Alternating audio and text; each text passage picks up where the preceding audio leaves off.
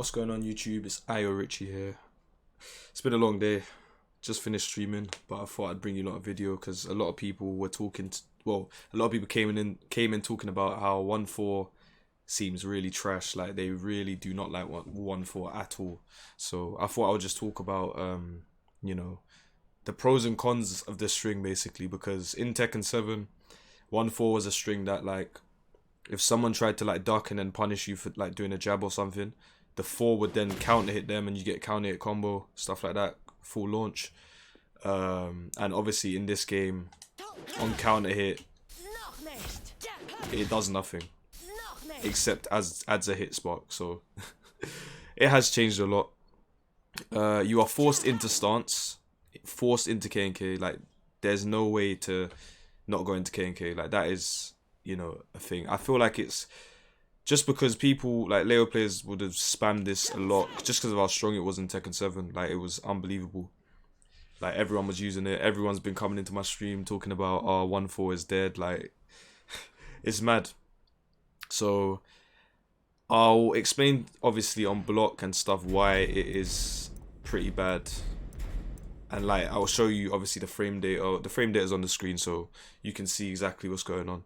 1.4, -5 on block, forced into stance.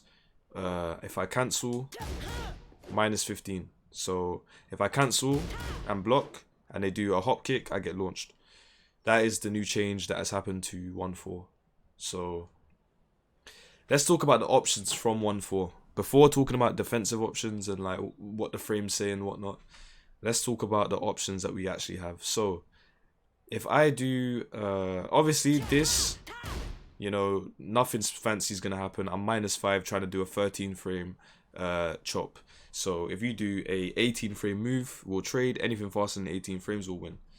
Cool. So yeah, very bad. Definitely very bad.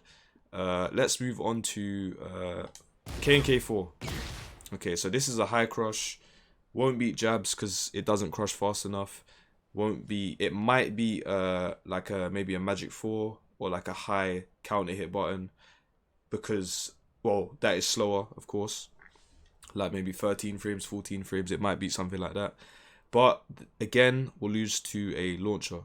So what else do we have? We have K&K 3 hop kick, which obviously comes out, you know, 20 frames at -5, so they have 15 frames, sorry, 25 frames where they can interrupt. But if they go for a launch, I'm going to show you right now very quickly.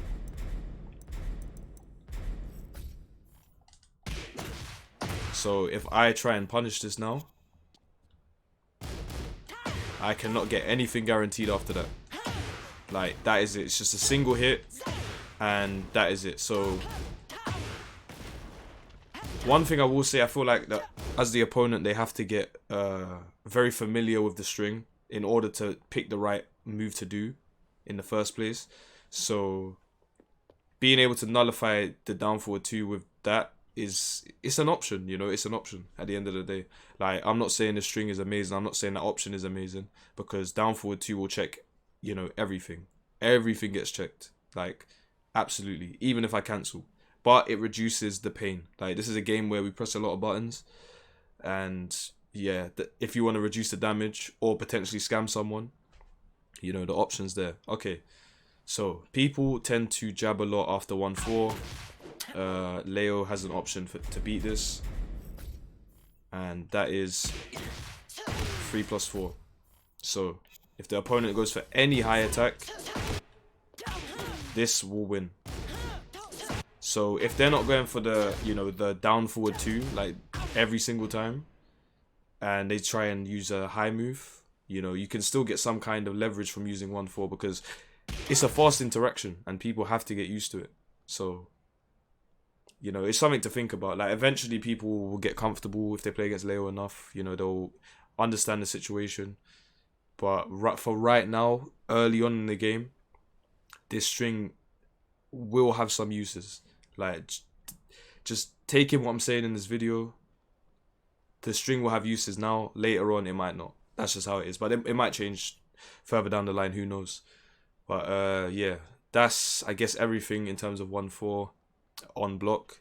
Obviously on hit, you know, it's just imagine a forward 4 situation on block, but you have 2 extra frames to play with. You're plus 11. So KNK4 will, they can't sidestep KNK4. That's the big takeaway that I took from that anyway. Like if you do this into this, like there's no sidestepping. They have to just, you know, block it, which is very strong, very, very strong. So yeah, that's been the video on 1-4 on block. Use it, mess about with it. People aren't going to launch you straight away, like, unless you spam it, but there's no reason to spam it in this game. So if you're using it sparingly, if you're using 1-2, people might just get confused between what string you're actually doing. So yeah, I don't think personally it's as bad as people are making out. At first I was like, what the hell, why is this launch punishable, you know, this, that. But if the person you play against knows it's launch punishable and they go for their launch and you go for KNK3, you reduce the damage taken for using 1-4. And I know it's a bad habit to even go for it, but 1-4 is still strong when it lands on hit. Like, the options are still decent. So yeah, man, it's early days. I'm enjoying Leo quite a lot. If you want to see the live gameplay and like the ranked grind, I'm currently sitting at Mighty Ruler. It's been an absolute grind. But yeah, we're having a lot of fun with the game. Yeah, if you want to check out the live gameplay, be sure to check out the Twitch. I'll be streaming every day Leo content. But yeah, it's been a video. Please leave a like, comment, and subscribe. Maybe turn the bell on if you really want to be updated. And yeah, man, I'm going to be very active in the next few weeks. So yeah, man, it's exciting times. If you want to play Leo, listen, there's no better place to pick up Leo and to watch than right here. Trust me.